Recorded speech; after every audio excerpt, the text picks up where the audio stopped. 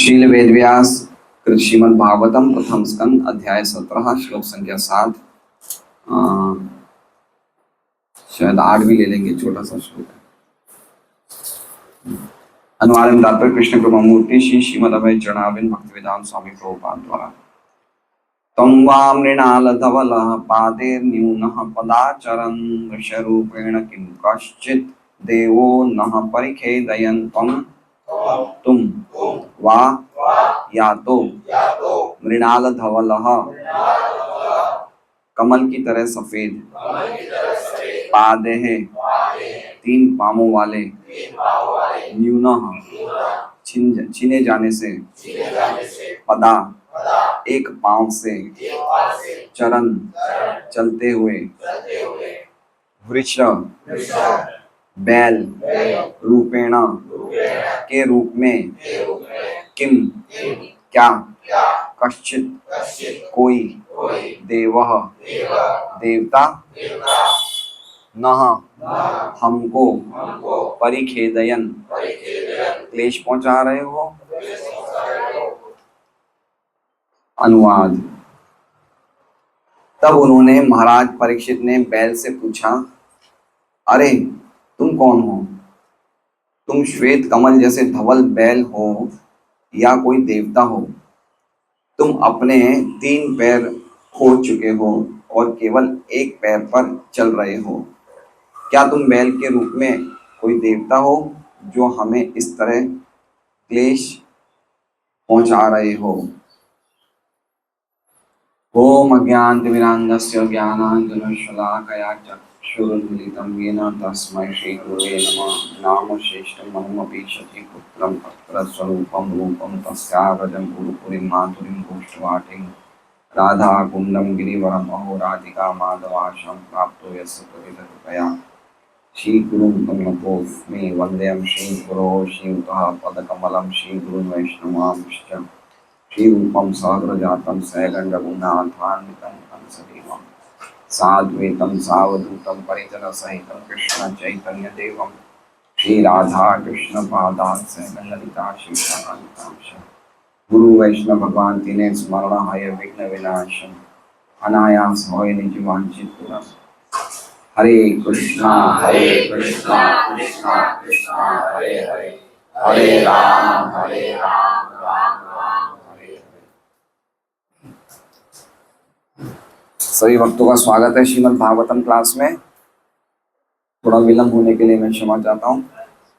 आज का जो श्लोक है वो श्लोक 7 एवं 8 नंबर के श्लोक प्रयास करेंगे हम लेने का, जिनमें परीक्षित महाराज गाय एवं बैल से संवाद करते हैं, प्रश्न करते हैं। कल हमने देखा कि किस प्रकार उनकी वार्तालाप कली से हुई थी।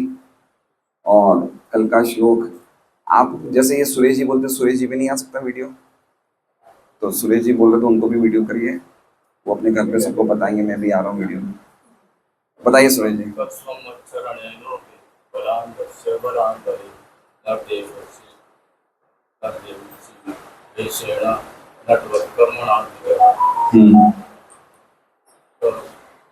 परीक्षित महाराज पूछा, आप कौन है? ये संसार मेरे अधीन है। आप नहीं बोला है, तुम कौन हो? आगे। वत्सरेणम, ये लोग मेरे संरक्षण में है। और बलान, आप तुम, हाँ, आप बलवान होके भी, तुम बलवान होके भी दुर्बल पशुओं का जो मेरे संरक्षण में, उनको बलपूर्वक मार रहे हो। नर देवता जैसे लग रहे हो, जैसे ना राजा के कपड़े पहने, और अभिनेता जैसे लग रहे हो, कर्म कर रहे हो शूद्र जैसे। बीज नहीं, हाँ, तो तुम नट के समान, तुम वेशभूषा से तो तुमने राजा जैसे लग रहे हो, लेकिन कर्मों से तुम द्विज जैसे कार्य नहीं कर रहे हो, शूद्र जैसे कार्य कर रहे हो। और फिर अगले श्लोक में बोलते हैं कि तुम ऐसा सोच रहे हो, दुष्ट तुम ऐसा सोच रहे हो कि कृष्णा और गांडीवधारी अर्जुन के दृष्टि से ओझल होने से तुम एकांत स्थान पे दुस्साहस कर रहे हो, इसलिए तुम दुस्साहस कर रहे हो, और एकांत स्थान पे ये निर्दोष पशुओं को तुम मार रहे हो, इसलिए वास्तव में तुम अब वध करने योग्य हो। ठीक है। अब आगे बैल से पूछ रहे हैं, क्या पूछ रहे हैं? त्वम वा मृणाल धवला। त्वम वा मतलब आप कौन हैं। अब इनकी टोन इनके लिए चेंज हो गई है।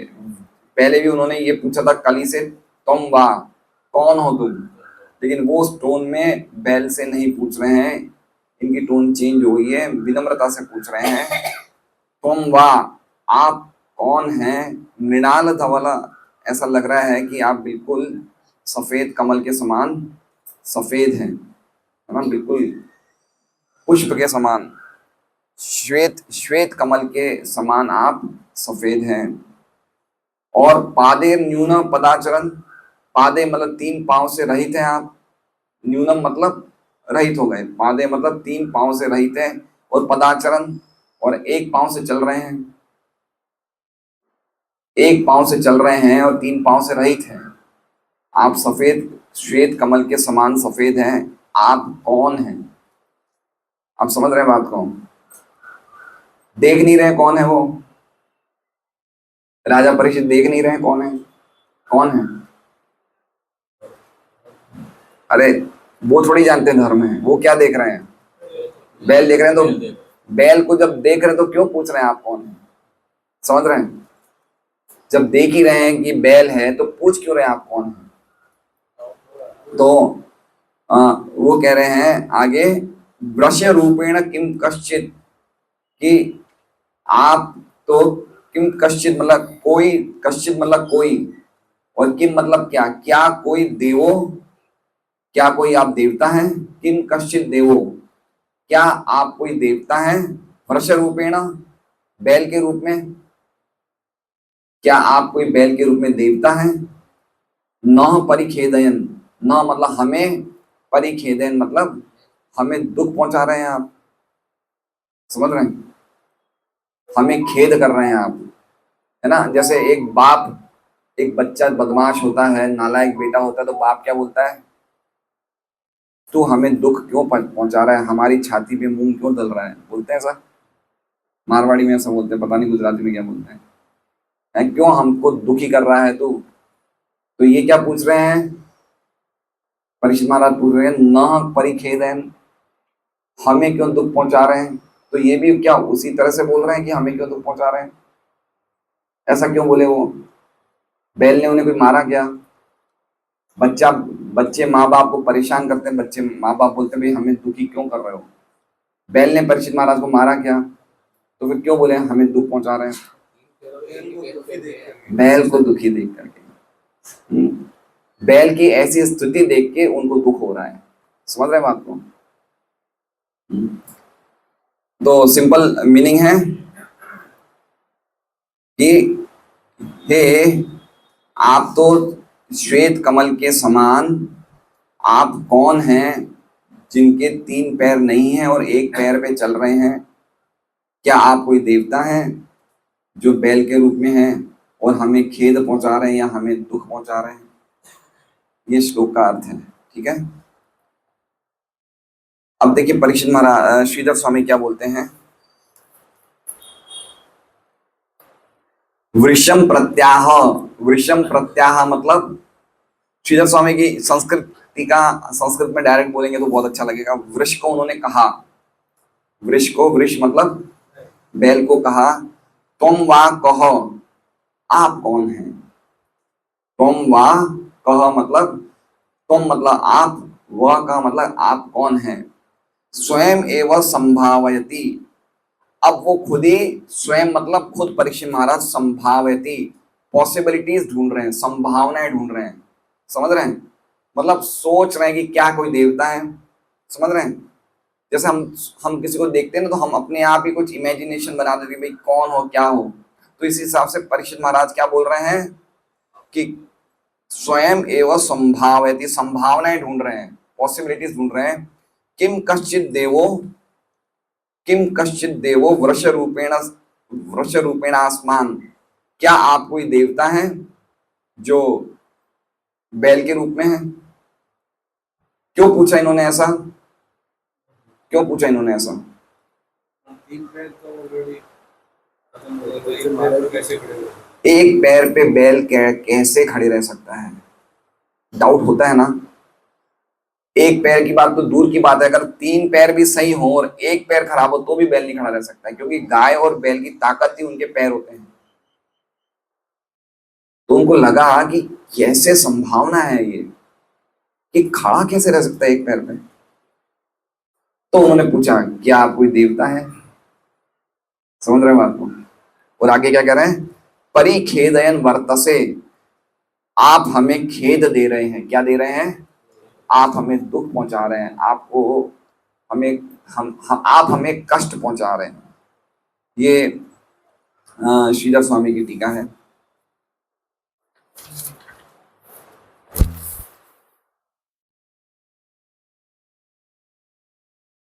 अच्छा, विश्वनाथ चक्रवर्ती ठाकुर जी। अब देखिए ये क्या कह रहे हैं। विश्वनाथ चक्रवर्ती ठाकुर तो अद्भुत बोलते हैं। बोल रहे हैं let that be, I will think of your first offence for a moment. अब ये क्या कह रहे हैं? ऐसा होने दो, पहले मैं तुम्हारे अपराध के बारे में कुछ विचार विमर्श करूंगा। अब ऐसा क्यों बोला? अब देखिए पुरानी टीका इनकी क्या थी, पिछली टीका में याद है? किसी ने लिखा है विश्वनाथ चक्रवर्ती ठाकुर की पिछली टीका क्या थी? कल वाली क्या बोले थे, कुछ याद है? वो ये बोले थे कि तुम वास्तव में मरने योग्य हो, तुम बहुत बकवास कर रहे हो। वास्तव में बोले थे ना। विश्वनाथ चक्रवर्ती ठाकुर ने बताया कि कल ही ये बोल रहे हैं परीक्षित को, कल की टीका बता रहे हैं परीक्षित को, कल ही ये बता रहे हैं कि जैसे तुम अपने देश के राजा हो, मैं काल का राजा हूं, और तुम्हारी मेरी पर शक्ति नहीं चलने वाली है। तो परीक्षित महाराज बोलते कि कृष्णा और अर्जुन जब थे सामने तब तुम कहाँ थे? तो बोले कली की मैं तो था, लेकिन मेरी शक्ति काम नहीं आई क्योंकि मैं उनसे डरता था, लेकिन अब मुझे किसी का डर नहीं है। तो परीक्षित महाराज क्या बोले कि बहुत बकवास कर रहे हो तू, अब तो मरने योग्य है, अब तुझे कोई नहीं बचा सकता है ना। You are in a pitiable position, मतलब अब तू शोचनीय स्थिति में है, तुझे कोई नहीं बचा सकता है। सही कह रहा है तू, अब तुझे कोई नहीं बचा सकता है, अब तेरा मरना निश्चित है। तो मतलब उन्होंने क्या किया था, तलवार उठा के मारने ही स्थिति में थे, जब तक ये हो गया कि इन्होंने बैल से पूछ लिया। समझ रहे हैं? जैसे मान लीजिए कि मैं परीक्षित हूं, ठीक है, लीला कमल क्या है? कली, हंसलू क्या है? बैल, और सुरेश जी क्या है? गाय। अब हम चार जने सीन में हैं। अब मैं तलवार से इन पे मार रहा हूं, जितने में मैंने क्या मारते मारते पूछा कि अरे भाई रुक जाओ एक बार, तुमने किया क्या पहले पूछो तो सही। में समझ रहे हैं बात को? समझ रहे हैं कैसे जोड़ रहे हैं विश्वनाथ चक्रवर्ती ठाकुर की? आपने देखा क्या इनकी महानता की किस प्रकार से लिंक को जोड़ा। मार रहे हैं, इनको मारने ही वाले थे, जब तक क्या बोलते हैं कि एक बार रुक जा, तूने किया क्या है, जरा मैं सोचू तो पूछो तो सही क्या किया तूने। समझ रहे बात को? तो कुछ समय के लिए उन्होंने मारने को रोक दिया, और तूने गलती क्या की पहले मैं पूछूं उससे, है ना। लिखा है ना कि तुम्हारे पहले अपराध के बारे में मैं विचार करता हूं। ऐसा किसको बोल रहे हैं? कली को, कि तुम्हारे पहले अपराध के बारे में विचार करता हूं, वो सोच के अब ये परीक्षित महाराज ने श्लोक कहा। समझ गए बात को? इसे बोलते हैं कैसे एक श्लोक से दूसरी श्लोक की कड़ी है, चेन है। समझ गए ना? कल के श्लोक से कैसे समझे, कैसे विश्वनाथ चक्रवर्ती ठाकुर ने जोड़ा। मारने ही वाले थे, लेकिन फिर क्या सोचा कि एक बार रुक जा, तूने गड़बड़ क्या की, पहले मैं विचार विमर्श करता हूँ। और फिर उन्होंने श्लोक कहा कि आप कौन है ना। अगर मार देते पहले तो क्या पता उनको कोई चीजें जानने को मिलती हो, नहीं मिल पाती।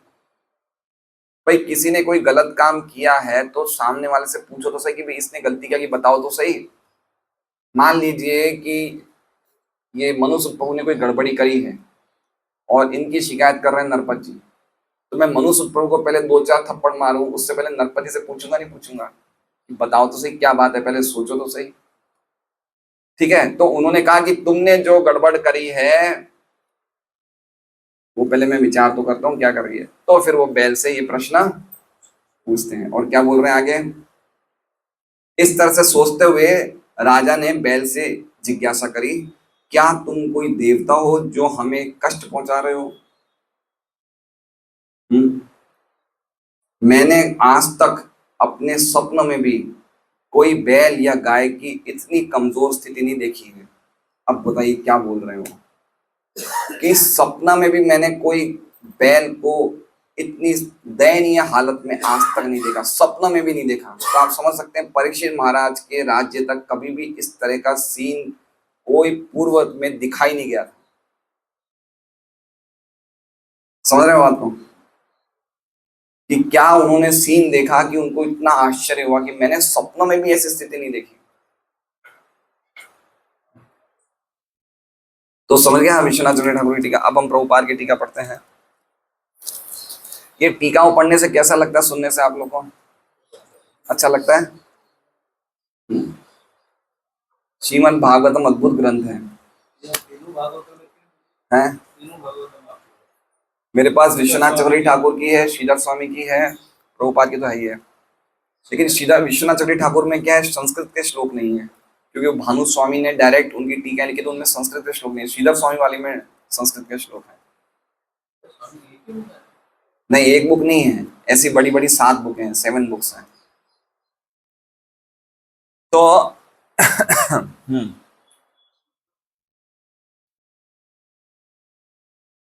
भागवतम। अब तात्पर्य पढ़ते हैं। कम से कम महाराज परीक्षित के समय तक कोई गाय तथा बैल की दुर्दशा की कल्पना नहीं कर सकता था। किस बात पे लिखा इन्होंने? विश्वनाथ ठाकुर ने बोला कि मैंने सपनों में भी नहीं देखा ऐसा। आप समझ रहे हैं? आपको अच्छा कोई सीन अगर आप ऐसा देख लें तो आपको आश्चर्य कैसा हुआ परीक्षित महाराज को।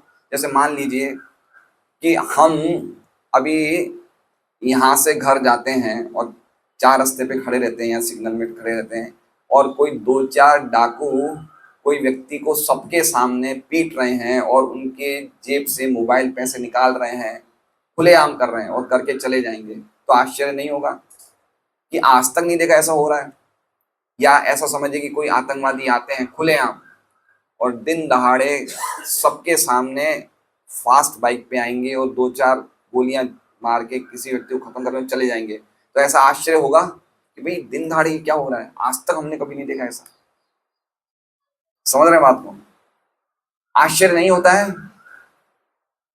अभी वो स्थिति ऐसी हो गई है कि आश्चर्य लगने वाली चीजें भी हमें नॉर्मल हो गई है। समझ रहे हैं बात को? तो ये जैसे अब एक उदाहरण देता हूं मैं आपको। पहले हम हमारे मारवाड़ी फैमिलीज में बता रहा हूँ, पहले कोई लड़की का ब्याह देखने लड़का देखने जाते थे तो ये ये अच्छे घर का कोई लड़का होता तो ये बिल्कुल निश्चित था कि लड़का पीता पिलाता नहीं है। ठीक है, अब ये बात तो अब आश्चर्य भी नहीं होता, क्यों? क्योंकि आजकल हर एक लड़के पीते हैं। समझ रहे बात को? मारवाड़ीज में भी जो अच्छी फैमिलीज के, रिच फैमिलीज के, है ना, अब उनसे आप ये प्रश्न पूछ ही नहीं सकते। क्यों? क्योंकि नॉर्मल हो गया। तो क्या बोलते हैं वो, हम तो सोशल ड्रिंकिंग करते हैं। पता है सोशल ड्रिंकिंग? सोशल ड्रिंकिंग मतलब पता क्या होता है कि कोई स्पेशल ओकेशंस में ड्रिंक करते हैं, बाकी नहीं करते तो अपने आप को जस्टिफाई कर रहे हैं कि हम हमेशा नहीं पीते हैं, थोड़ा भी पीते हैं। अरे भाई पूरा जहर मत पियो, 2 बूंद पियो, जहर तो जहर ही है, हैं? तो ये हो गया, ये आश्चर्यचकित चीजें क्या हो गई है हमारे लिए, नॉर्मल हो गई है। तो ये कलयुग की स्थिति है ना, कितनी चीजें हम देखने को हम सुनेंगे हमें आश्चर्य लगेगा। अभी एक बहुत आश्चर्यमय चीज बताता हूँ आपको, सुनने में भी आपको लगेगा। अभी कुछ दिनों पहले ही हमारे एक मंदिर में घटना हुई है, गुजरात के मंदिर में। अभी शनिवार को वेसु क्लास में मैंने बताई थी घटना। हुआ ये था कि एक भक्त एक मंदिर में फुल टाइम सेवा करता था, है ना, 20-25 साल का व्यक्ति था, फुल टाइम सेवा करता है। उसको उसकी बहन की शादी करनी थी। उनकी बहन की उम्र थी 19-20 साल की। ठीक है, खाली आश्चर्य देखिएगा ये घटना सुन के। तो उसी मंदिर में एक नया भक्त आता है गांव से, और वो भक्ति में लग जाता है, वो भी फुल टाइम सेवा में लग जाता है। तो ये भक्त जो जिनको अपनी बहन की शादी करनी थी, इसको हम ए नाम दे देते हैं, और जो नया भक्त आया उसको हम बी नाम दे देते हैं, ठीक है। तो ये जो ए भक्त था, इसने देखा कि ये भक्त तो बहुत अच्छा है सेवा करने में, 30-32 साल की उसकी उम्र थी, बी वाले भक्त की। तो उन्होंने लगा कि मेरी बहन 20 साल की है तो कोई बात नहीं, 10 साल का अंतर तो कोई खास बात नहीं है, वैदिक सिस्टम में 8-10 साल की उम्र में फर्क चलता ही है, तो मैं क्यों नहीं इससे शादी करा लूँ। तो उसने, ए वाले भक्त ने उससे बात बारी करी, और भक्त नया भक्त था, सेवा अच्छी तरह कर रहा था, 16 माला सब कर रहा था। तो उस बी वाले भक्त ने तैयार हो गया कि मैं आपकी बहन से शादी कर लूंगा, ये लोग भी तैयार हो गए, ठीक है। अब इनकी शादी हो गई। अब चक्कर क्या हुआ कि जो बी भक्त था, जो गांव से आया था, उसका ऑलरेडी पहले से कोई लड़की से क्या चलता था, अफेयर चलता था। अब उस लड़की को पता चल गया, किसको, गांव वाली को पता चल गया कि ये ऑलरेडी किसी से शादी करने वाला है। मतलब ये शादी करने के पहले की बात बता रहा। तो उस लड़की ने गांव से ही धमकियां देना फोन पे शुरू कर दिया कि तू ऐसा नहीं कर सकता, तू मेरा है, मेरा ही रहेगा। अब ये हुआ कि इसको तो एक भक्त लड़की मिल गई, खुद भक्ति में आ गया। भाई अब कोई व्यक्ति भक्ति से पहले कुछ उल्टे सीधे काम करने एक अलग बात है, भक्ति में आने के बाद तो उसे प्रायश्चित होता ही नहीं होता है। तो अब ये लड़का भक्ति में आ गया, इसने देखा कि भाई मैं पहले मेरा कोई अफेयर चलता था, मैं क्यों उस पुराने चक्करों में जाऊं। तो उसने उस लड़की को ज्यादा सीरियसली, किस लड़की को, पहली वाली लड़की को, और इसने क्या किया, ये नई वाली लड़की से शादी कर ली। शादी के 4 दिन बाद वो लड़की जो गांव वाली थी, वो उस मंदिर में आई और उसको मरवा दिया जान से। किसको, बी वाले भक्त को मरवा दिया। शादी को कितने दिन हुए थे, 4 दिन। ये तो हो गई विधवा। अब इसका भाई जो ए वाला भक्त था, उसको इतना हृदय में खेद पहुंचा कि मेरी बहन के साथ ये हो गया, तो उसने फुल टाइम सेवा छोड़ दी, अपनी बहन को वापस अपने घर ले गया। उनके घर में कौन कौन था, एक उसकी माँ थी, किसकी, ए वाले भक्त की मम्मी थी, और उनकी दादी थी, ठीक है। वो घर में वापस ले गया, क्योंकि अब वापस भाई इसको, उसने ये सोचा था कि भाई चलो मैं फुल टाइम सेवा कर रहा हूँ, मेरी बहन की भी भक्त से शादी हो जाएगी, तो मेरा कम से कम कमाने वमाने का, मैं जब भाई कहीं बाहर जाऊंगा तो कुछ नौकरी वोकरी करना पड़ेगा, तो मैं फुल टाइम सेवा नहीं कर पाऊंगा। तो उसने सोचा था बहन की शादी भक्त से हो जाएगी, मैं फुल टाइम सेवा में लगा रहूंगा। अब बहन तो वापस आ गई, मर गई नहीं, तो उसका हस्बैंड तो मर गया। तो ये वापस घर लाया अपनी बहन को, और बहन, उनके घर में कौन थे, माँ और दादी। अब सुनिए, अब नया रोमांच।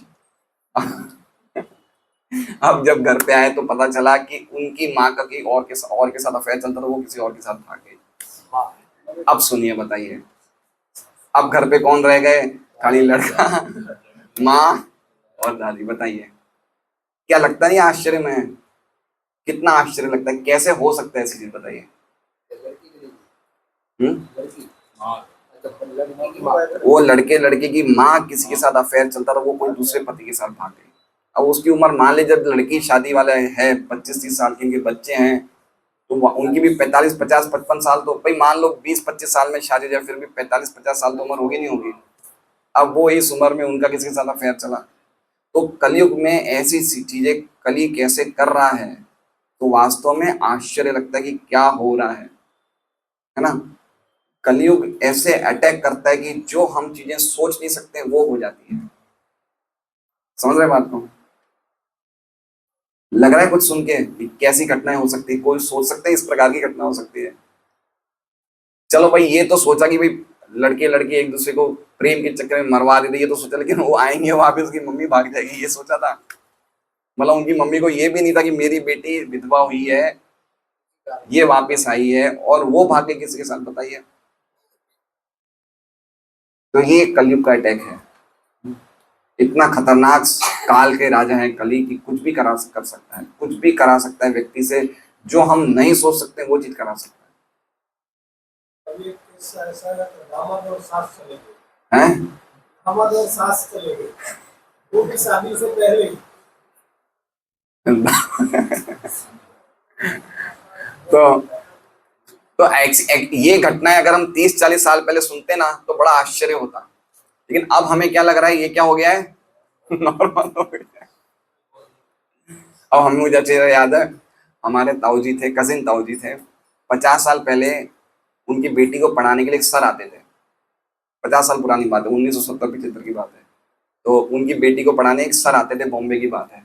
तो वो खुद तो हमारी मारवाड़ी फैमिली में ही थे, वो सर थे पंजाबी।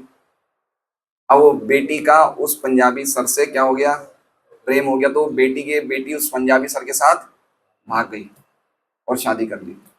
तो 50 साल पहले इसको बहुत बड़ा माना जाता था कि ऐसे कैसे हो सकता है, इंटरकास्ट मैरिज कर ली, कैसे किसी के साथ, दूसरी जाति के व्यक्ति के साथ भाग गए।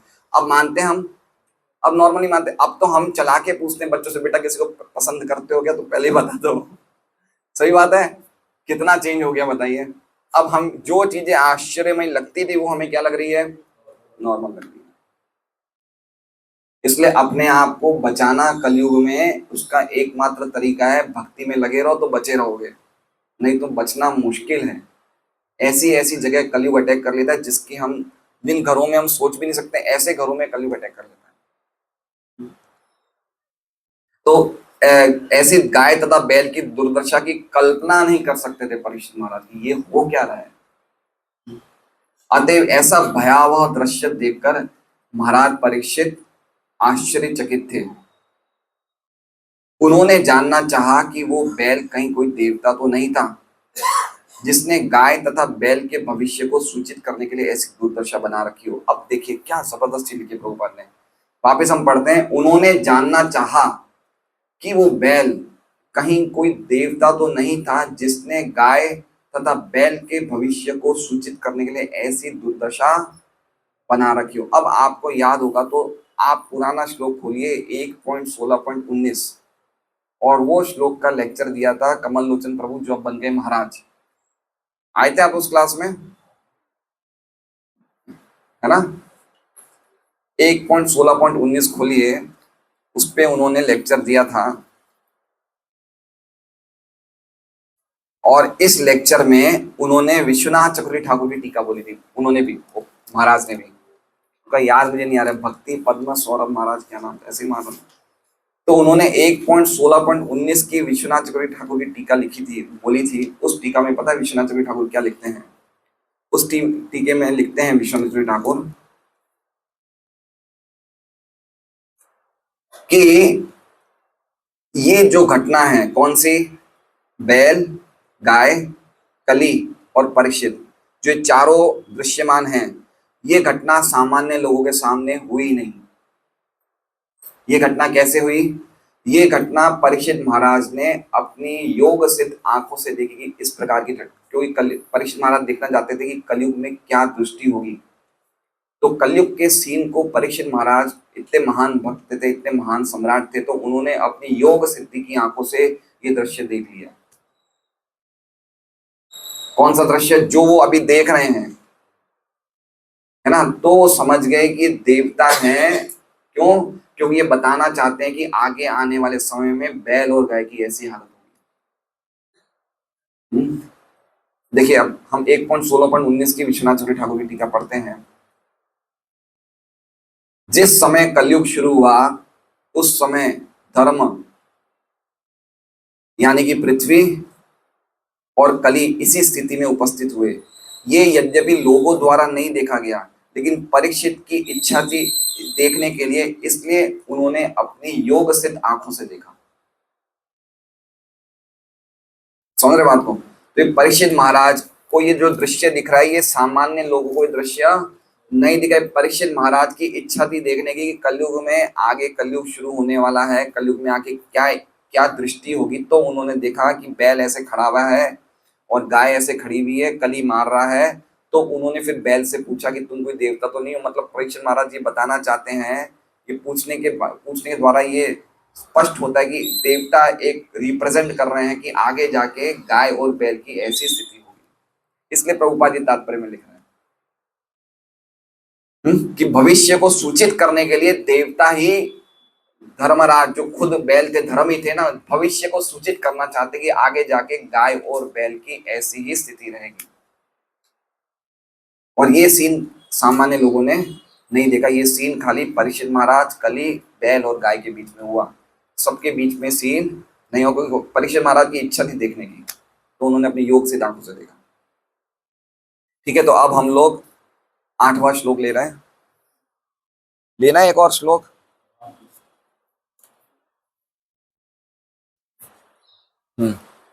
मेरे पीछे एक बार बोल लीजिए।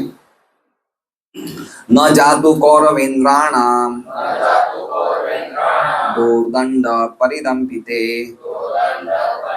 भूतलेनु पतत्यस्मिन् विना ते प्राणिनाम शुचः।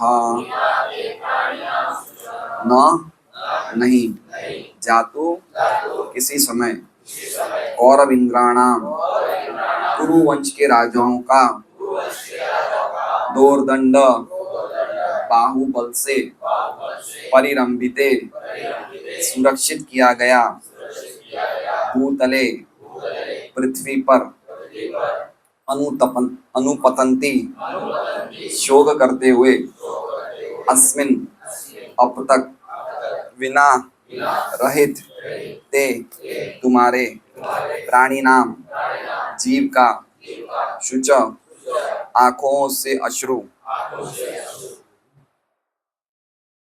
ठीक है, अब ये श्लोक परीक्षित महाराज कह रहे हैं। तो श्रीधर स्वामी ये सब बता रहे हैं कि मानो बैल ऐसे पूछे परीक्षित महाराज से, भाई आप कह रहे हैं कि मुझे खेद हो रहा है। परीक्षित महाराज ने बोला ना, न खेदयन, तो हमारी दूरदर्शा को देख के आपको क्यों खेद हो रहा है? क्या है लिंग? बैल पूछे, परीक्षित महाराज ने बोला कि आपको देख के हमें खेद हो रहा है। तो बैल क्या पूछेंगे, भाई हमारी दूरदर्शा को देख के आपको क्यों खेद हो रहा है? तो उस पे श्लोक बोल रहे हैं। हैं? राजा तो है, लेकिन भाई बैल तो कुछ पूछेगा ना, बैल तो धर्म है, वो तो पूछे, आपको तो पूछना चाहता है, हर चीज पता पूछना चाहता है कि आपको क्यों खेद हो रहा है। तो उसके जवाब में परीक्षित महाराज कह रहे हैं, न जातु कौरवेन्द्राणाम, कभी भी ऐसा नहीं हुआ। न जातु का मतलब, जातु मतलब किसी समय, न मतलब कभी नहीं, किसी भी समय ऐसा नहीं हुआ। क्या नहीं हुआ? कौरवेन्द्राणाम, कौरव कुरु वंश के राजाओं का, दोर्दंड भुजाओं के बल से, दोर्दंड का मतलब क्या हो गया? भुजाओं के बल से, परिरंभिते, परिरंभिते मतलब सुरक्षित, है ना? क्या सुरक्षित है? भूतले, भूतले मतलब पृथ्वी तल, पृथ्वी जो कुरु वंश के राजाओं के बाहुबल से क्या रहती है? सुरक्षित रहती है। अस्मिन अब तक कभी ऐसा नहीं हुआ कि प्राणी नाम शुच पतंती, कभी भी ऐसा नहीं हुआ कि कोई प्राणियों के आंसू भी गिरे हैं इस जमीन पे, आज तक ऐसा नहीं हुआ। विनाते, खाली आपको छोड़ के। किनको छोड़ के? खाली आपको छोड़ के अन्य जितने भी जीव हैं, खाली के प्राणी नाम, प्राणी नाम मतलब खाली विनाते, विनाते मतलब ते मतलब आपको, विना मतलब छोड़ के, आपको छोड़ के अन्य जितने भी जीव जो मेरे आश्रय में हुआ, आज तक न जातु, कभी ऐसा हुआ कि उनके कभी आंसू भी गिरे हों। शुचा मतलब आंसू, और पतंती मतलब अनुपतंती मतलब गिरे हों, आज तक ऐसा नहीं हुआ। समझ रहे हैं? क्या राज्य था? खाली कल्पना करिए, प्राणियों के आंसू नहीं गिरते थे। प्राणी मतलब मनुष्य को छोड़ के पशु पक्षियों के आंसुओं के ध्यान राजा रखता था। क्या हाई स्टैंडर्ड है, समझ सकते हैं बात को? तो बोले आपको छोड़ के आज तक अभी ऐसा नहीं हुआ कि किसी के भी आंसू गिरे होंगे। ठीक है, अब अनुवाद में प्रभुपाद क्या लिख रहे हैं? कुरुवंश के राजाओं के बाहुबल से सुरक्षित राज्य में आज मैं पहली बार तुम्हें आंखों से आंसू भरे शोक करते देख रहा हूं। आज तक किसी ने पृथ्वी तल पर राजा की उपेक्षा के कारण आंसू। अब इसमें एक चीज प्रभुपाद ने जोड़ दी जो श्लोक में नहीं है, बताइए क्या जोड़ी अनुवाद में? राजा की उपेक्षा। बहुत वंडरफुल चीज है। प्रभुपाद ने क्यों जोड़ा? बोले, बताया कि इतने ज्यादा राजा, इतने महान होते थे राजर्षि कि वो किसी को भी निग्लेक्ट नहीं करते थे। उपेक्षा वाला समझ रहे हैं? उपेक्षा मतलब मान लीजिए कि कोई व्यक्ति मेरे पास आता है और मुझे कुछ शिकायत लेके आता है और मैं क्या कर रहा हूँ? मैं सुन ही नहीं रहा हूँ। तो राजा इतने महान थे कि बोले कि पहले कुरुवंश के राजाओं ने आज तक चाहे कोई जानवर भी आता था ना, उसकी बात भी सुनी जाती थी। और ये आप भगवान राम की कथाओं में देख लीजिए। भगवान राम की कथाओं का भगवान राम के राज्य में एक नियम था कि कोई भी व्यक्ति घंटी बजाएगा तो उसकी उसकी शिकायत सुनी जाएगी। ये कथा गुरु महाराज ने एक व्यास सूत्र में बताई थी, पुष्कर में हुई थी 2019 में, 6 साल पहले। तो लगातार घंटी बजा रहा था, देखा लक्ष्मण ने कौन घंटी बजा, देखे कुत्ता घंटी बजा रहा है और कुत्ते को बुरी तरह पीटा गया था। तो लक्ष्मण ने पूछा क्या बात है बताओ भाई। तो कुत्ते ने कहा कि मुझे पीटा गया है। तो भगवान के पास, राम के पास लाया गया। बोले किसने पीटा तुम्हें? बोले एक व्यक्ति ने मुझे बहुत ज्यादा पीटा। तो उस व्यक्ति को बुलाया गया, उससे पूछा भाई तुमने क्यों पीटा? तो उस व्यक्ति ने कहा कि मैं सो रहा था, भौं इतना कर रहा था, इतना परेशान करता, मैंने पीट दिया। तो कुत्ते से जब पूछा कि अभी तुम क्यों भौं कर रहे थे, तो कुत्ता बोला मेरा धर्म ही भौं करना है। बोले मैं बचाव करता हूँ लोगों का, तो मैं भौं करता हूँ, इसमें मेरी गलती क्या है?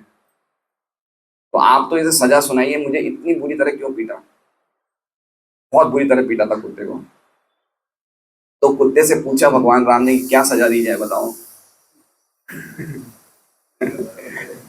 तो कुत्ते ने कहा कि इसे आप, ये मठ है, एक मठ है ना, एक आश्रम, इसका अध्यक्ष बना दीजिए। तो भगवान राम ने बोला क्यों? बोले पिछले जन्म में मैं भी इस मठ का अध्यक्ष था, तो मैंने कोई गलत काम कर दिया तो तब मैं कुत्ता हो गया हूँ। तो ये मठ का अध्यक्ष बन जाएगा। जब ये मुझे नहीं छोड़ा तो लोगों को कहाँ छोड़ेगा, तो पक्का ही कुत्ता बनेगा। देख रहे हैं, एक कुत्ते की भी बात सुनी जाती थी।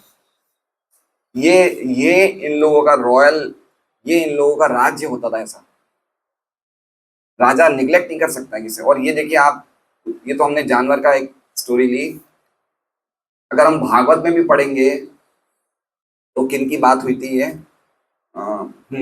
जब उग्रसेन महाराज का द्वारका में सभा लगी थी, भगवान कृष्ण बलराम जी सब थे उस सभा में, और एक ब्राह्मण अपने बच्चे को, मरे हुए बच्चे को लाता था कि मेरा बच्चा कैसे मर गया, बाप के सामने बेटा कैसे मर सकता है? बोले तुम कैसे राजा हो, तुम बहुत पापी राजा हो, तुम इंद्र तृप्ति में लगे रहते हो, नहीं तो ऐसा हो ही नहीं सकता कि कोई धर्म धर्म के मार्ग पे चलने वाला राजा के राज्य में कोई बाप के सामने बेटा मर जाए। तो ऐसे हर चक्कर में आता सुना के जाता था, हर चक्कर में आता था सुना के जाता था, खूब सुनाता था। 8 बार उनके बच्चे मर गए, 8 बार उन बच्चे को लेके आके था सभा में दहलीज पे रख देता था। फिर अर्जुन को गुस्सा है, बोले मैं गांडीवधारी और वो, फिर वो आगे की अलग बात है। लेकिन कहने का मतलब ये है कि इस प्रकार के राजा होते थे कि राज्य में गर्मी, सर्दी, हवा, बारिश, सब चीज का कंट्रोल। और राजा ऐसे होते थे कि अगर उनके राज्य में कुछ होता था तो वो अपराध किसका लेते थे पता है? किसका? खुद का, कि मेरे से क्या गलती हो गई है। तो इसमें भी ये पूछ रहे हैं ना कि आपकी आंखों में आंसू आए तो मैंने ही कुछ गड़बड़ करी है, नहीं तो आपकी आंखों में आंसू कैसे आ सकता है? ये एक वैष्णव का बहुत बड़ा सिंबल होता है कि अगर कुछ गड़बड़ी होती है उसके संरक्षण में, उसके मार्गदर्शन में, अगर कोई व्यक्ति भक्ति में कर रहा है या कोई भी कर रहा है, अगर कोई गड़बड़ी करता है तो वैष्णव दोष किसका लेता है? खुद का लेता है कि मेरे से क्या गलती हो गई है। तो परीक्षित महाराज क्या बोले कि मेरी गलती क्या है जो मेरे सामने कली इसको मार रहा है? क्या गलत काम किया है? अभी गोपाल कृष्ण महाराज की व्यास पूजा थी, कब थी 8 तारीख को थी, पता नहीं, याद नहीं आ रहा मुझे। तो उसमें अलग अलग शिष्य कुछ ना कुछ महाराज का ग्लोरिफिकेशन करते हैं। तो एक शिष्य ने कहा कि महाराज अपने खुद की मूर्तियां रखते थे, शिव विग्रह रखते थे और हमेशा सेवा में लगते थे, शालिग्राम शिलाएं भी रखते थे, शिव विग्रह भी रखते थे, खूब सेवा में लगे रहते थे। तो एक बार क्या हो गया कि उनकी शालिग्राम शालिग्राम मतलब छोटे से बॉल्स होते हैं ना, स्टोन बॉल्स होते हैं।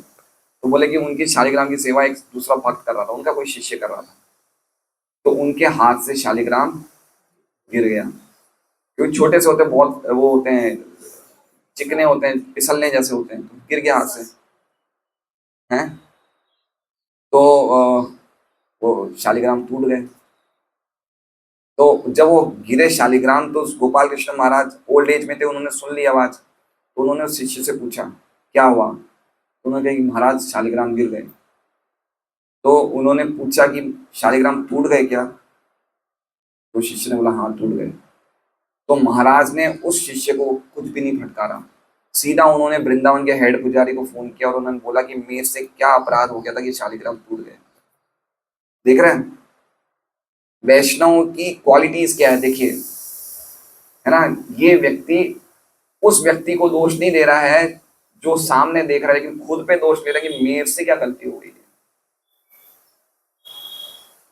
तो हमें कितना सीखना है, हमें क्या क्या नहीं सीखना है बताइए। तो इस हिसाब से ये राजाओं की उपेक्षा पे बात कर रही है, राजाओं की नेग्लिजेंस कितनी बड़ी बात थी। और प्रभुपाद ने जान ये लिखा है, जो कि श्लोक में नहीं लिखा राजों की उपेक्षा, लेकिन कितने ज्यादा राजा अटेंटिव हुआ करते थे। पर्टिकुलरली जो राजवंश, सूर्यवंशी और चंद्रवंशी राजा, जिनमें भगवान राम और कृष्ण, इनकी अगर आप पढ़ेंगे तो अद्भुत इन लोगों की जो भागवतम में अलग अलग कथाएं सुनने को मिलती है। ठीक है, अब हम श्रीधर स्वामी की टीका पढ़ते हैं।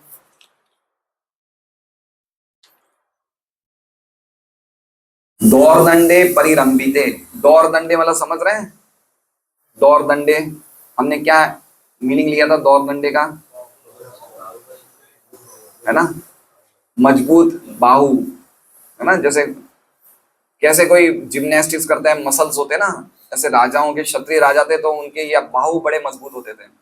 परिरंबिते, परिरंबिते का अर्थ क्या लिखा है प्रभुपाद ने, सुरक्षित। अब देखिए श्रीधर स्वामी क्या कह रहे हैं, परिरंबित वत सुरक्षित है। वत मतलब समझ रहे हैं, मतलब परिरंबित का असली शब्द क्या होता है, असली मीनिंग क्या होता है पता है, परिरंबित मतलब आलिंगन। तो दौरदंडे परिरंबित का अर्थ क्या हो गया कि मैंने अपनी भुजाओं से क्या किया है, आलिंगन किया है। अब पृथ्वी का आलिंगन कर सकते हैं क्या, तो उसमें वर्ड का मीनिंग क्या लेना चाहिए कि सुरक्षित रखा हुआ है। समझ रहे हैं, देखिए कहां तक आचार्य जाते हैं, लिखे ना दौरदंडे परिरंबिते। तो एक्चुअली मीनिंग तो ये हुआ कि मेरी अगर कोई राजा किसी को अपनी भुजाओं में आलिंगन कर ले, कोई मजबूत राजा, तो कोई उसे मार सकता है क्या, नहीं मार सकता। जैसे मान लीजिए कोई हमला करने, कोई व्यक्ति, कोई चोर डाकू घर में आते हैं, हमला करते, बाप अपने बच्चे को गोदी में ऐसे कर लेता है और पीठ पीछे कर लेता है कि कम से कम बच जाए, गोदी में करके गले लगा लिया ना उसने कि ये बच जाए। तो राजा क्या कह रहे हैं कि पृथ्वी को मैंने क्या करा हुआ है, कभी भी कुरुवंश के राजाओं के भुजाओं के बल से पृथ्वी हमेशा आलिंगित रही है। तो आलिंगित मतलब ऐसा नहीं कि गले लगा लिया, मतलब सुरक्षा में रही है, मतलब उन्हें कुछ हो नहीं सकता पृथ्वी को। पृथ्वी के तल पे आज तक ऐसा हुआ नहीं कि कोई प्राणी की आंखों में से आंसू निकले। क्या अर्थ देखिए, कितने अद्भुत अर्थ जानने को मिल रहे हैं। आगे कह रहे हैं ते शुचो अश्रुणी विनान्येषाम अश्रुणी, कि आपके अलावा और किसी अन्य व्यक्ति के आंसू नहीं निकले हैं। नानु तपंतीति, आज तक किसी के आंसू गिरे नहीं इस पृथ्वी पे। खेद ही तुम दर्शितम, तो अपने खेद का कारण बता रहे हैं। उन्होंने खेद पूछा ना शुरू में, भाई मेरी दुर्दशा से आपको क्यों खेद हो रहा है, तो एक खेद का कारण बता रहे हैं कि क्यों खेद हो रहा है ना। ये खेद नहीं हो रहा है कि भाई आज तक मेरे सामने ऐसा काम नहीं, ऐसा क्यों हो रहा है, खेद नहीं हो रहा है। जैसे कोई व्यक्ति बोलता है कि भाई आज तक मैं ड्राइवरी में मैं इतना एक्सपर्ट हूँ, आज तक 30 साल में मैंने खरोच भी नहीं लगाई, और उसकी गाड़ी में एक्सीडेंट, उसको लगता नहीं है कोई कि ऐसा कैसे हो गया, मैंने आज तक कभी मेरी गाड़ी में खरोच भी नहीं लगी और ऐसे कैसे हो गया, है ना। जैसे कोई एक्सपर्ट होता है रसोई में कि आज तक मैंने कभी भी एक भी चीज बिना टेस्ट के नहीं बनाई और कभी उसके कोई टेस्ट हीन बन जाए, उसको दुख होता नहीं होता है कि आज तक मेरी सब्जी में तो कभी भी ऐसा नहीं हुआ, आज क्यों ऐसा हो गया। तो अपने दुख का कारण बता रहे हैं।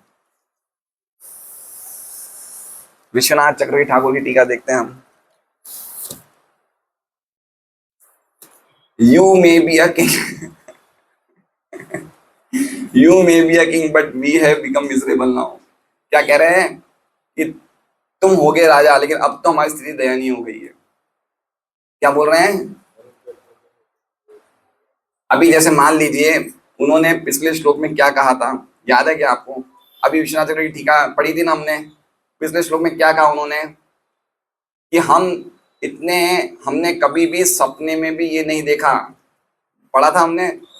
और इससे पिछले श्लोक में क्या कहा था कि मैं यहाँ का राजा हूँ, कौन बोले, परीक्षित महाराज। तो ये क्या बोले, भले ही तुम राजा होंगे लेकिन हमारी स्थिति तो दयनीय है, तुमने हमारे लिए क्या किया, भले ही तुम राजा होंगे लेकिन हमारी स्थिति तो दयनीय है। तो उसके लिंक में ये श्लोक बोल रहे हैं। कौन बोल रहे हैं? परीक्षित महाराज गुस्से में। कैसे बोल रहे हैं? गुस्से में बता रहे हैं, अनुताप युक्त मद में। मद है ना, बोले ना हमारे खानदान में, प्राउड दिखता नहीं दिखता इसमें कि हमारे खानदान में कभी ऐसा नहीं हुआ, तो कुछ घमंड आया नहीं आया बाद में, लेकिन कैसा घमंड है? अनुताप। अनुताप मतलब साथ में दुख भी हो रहा है कि ऐसी स्थिति हो गई, तो इसे कहा है अनुताप युक्त मद। तो इस अनुताप युक्त मद में इन्होंने श्लोक कहा। आप लोग समझ रहे हैं? ये बहुत, मैं एक्चुअली में चाहूं तो प्रभुपाद के तात्पर्य ले सकता हूं, लेकिन इन टीकाओं में इतना ज्यादा रस है कि मैं आपको खाली शेयर करना चाहता हूँ। अब हम सुबह से लेकर रात तक काम धंधे में लगे रहेंगे तो ये टीकाएं थोड़ी कम घुसेंगी दिमाग में। थोड़ा हमें घर जाके भी अध्ययन मनन करना चाहिए, रीडिंग करनी चाहिए, तो हमें पता चलेगा क्या वंडरफुल टीका है कि ये महाराज परीक्षित किस थोड़े से गुस्से में और थोड़े से दुख में और थोड़े से घमंड में ये श्लोक बोल रहे हैं कि आज तक हमारे परिवार में ऐसा नहीं हुआ, घमंड आया नहीं आया। तो कह रहे हैं कि तुम्हारे आंसुओं के अलावा इस धरती पे किसी के भी आंसू नहीं गिरे हैं, क्योंकि हम राजाओं ने इस धरती को परिरंभिते अपने हाथों की सुरक्षा में रख रखा है, इसलिए आज तक कभी किसी के आंसू नहीं गिरे। ये श्लोक का अर्थ है। इतनी टीका हम सुनते हैं तो हमें कुछ ना कुछ तो अर्थ दिमाग में घुस ही जाता होगा है? हाँ, कौरव इंद्र राजा कुरु की, मतलब ऐसा नहीं खाली पांडव, दुर्योधन में भी अच्छा राज। देखिए मेरी बात सुनिए, कुरुओं में दोनों आ जाते हैं, पांडव भी आते, कौरव भी आते हैं। और ऐसा नहीं कि दुर्योधन ने राज अच्छा नहीं किया, दुर्योधन ने भी राज तो अच्छा ही किया था, वर्णाश्रम धर्म के अनुसार किया था। बस उसकी गलती थी कि वो पांडव से वैर रखता था। आप समझ रहे बात को?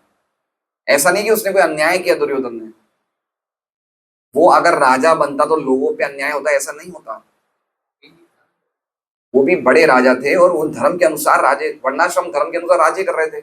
उनकी तो गलती ये हो गई थी, वो खाली पांडव से एक, जैसे कहते हैं ना, भक्तों के अपराधी थे, ये पंगा ले लिया उन्होंने। बाकी तो राज तो वो भी कर सकता था।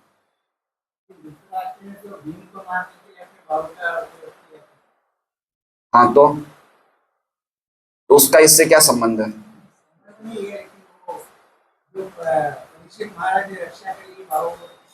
नहीं, वो एक अलग ही बात हो गई। वो तो एक अलग ही बात होगी भाई, उसको तो एक अपने बच्चों का दुश्मनी का बदला लेना था, वो इसलिए उसको भीम को मारना चाहा। उससे ऐसा नहीं कि वो अगर ऐसा कर रहा है तो वो धरती को नहीं बचा रहा है, ऐसा नहीं है। धृतराष्ट्र महान राजाओं में आते हैं और ये लोग सब बड़े बड़े राजा थे, चाहे दुर्योधन हो चाहे धृतराष्ट्र हो। इन्होंने वर्ण और आश्रम के अनुसार, प्रणाली के अनुसार, उसमें कोई इन्होंने गड़बड़ी नहीं करी। उन्होंने कोई वर्ण और आश्रम के धर्म को तोड़ा नहीं। इनकी गड़बड़ी ये हो गई थी, ये ऊंचे सिद्धांतों में चल नहीं पाई है। भगवान को द्वेष किया इन्होंने, भक्तों को द्वेष किया, इसलिए गड़बड़ा गए पूरा मामला। तो ऐसा नहीं है कि धर्म वर्णाश्रम के अनुसार इन्होंने वो किया। हाँ, प्रजाओं को उन्होंने पूरा ध्यान रखा। ये पूरी परंपरा चले आ रही है, राजा कुरु के वंश की पूरी परंपरा की प्रजाओं का, प्राणियों का पूरा ध्यान रखा जाता था। तो अब हम कहाँ थे? प्रभुपाद के तात्पर्य में थे हम।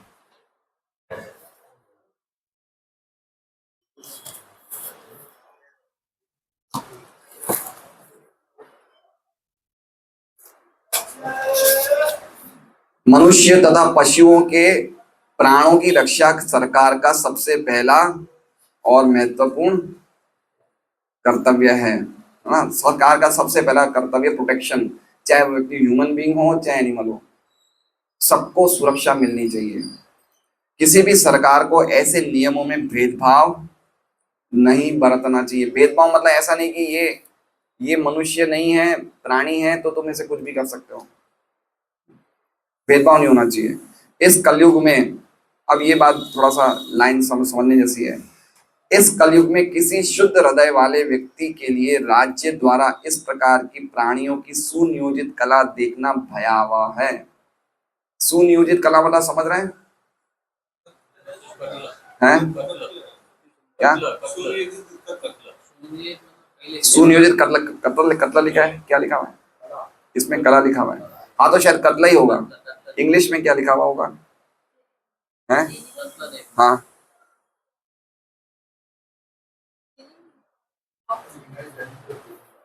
क्या लिखा है? प्लैंड क्लीनिंग, सुनियोजित कत्ल। हाँ, तो प्राणियों की सुनियोजित कत्ल देखना भयावह है। देख रहे हैं, मतलब स्लॉटर हाउस को अगर आप देख लेंगे तो किस हिसाब से प्लानिंग करके मारा जाता है, ऑर्गेनाइज्ड किलिंग, है ना। सुनियोजित मारना मतलब पूरा व्यवस्थित उनके सिस्टम्स होते हैं। जैसे व्यक्ति कैसे हम देखते हैं कारखानों में किस प्रकार से प्लानिंग से कपड़ा बनता है, यान बनता है, धागा, तो उस प्रकार से प्लानिंग से मारा जाता है उन्हें। आप कभी गए हैं कोई कत्ल खाने में? अगर नहीं गए तो आप कभी यूट्यूब में कोई देख सकते हैं। आप उस दिन सो नहीं पाएंगे, इस तरह से मारते हैं, बेरहमी से मारते हैं। तो इसमें क्या लिखा हुआ है? शुद्ध हृदय वाला व्यक्ति ये नहीं देख सकता। अच्छा, हमारा हृदय कैसा है? हमारा हृदय कैसा है? हैं? हमारा हृदय शुद्ध है, शुद्ध नहीं है?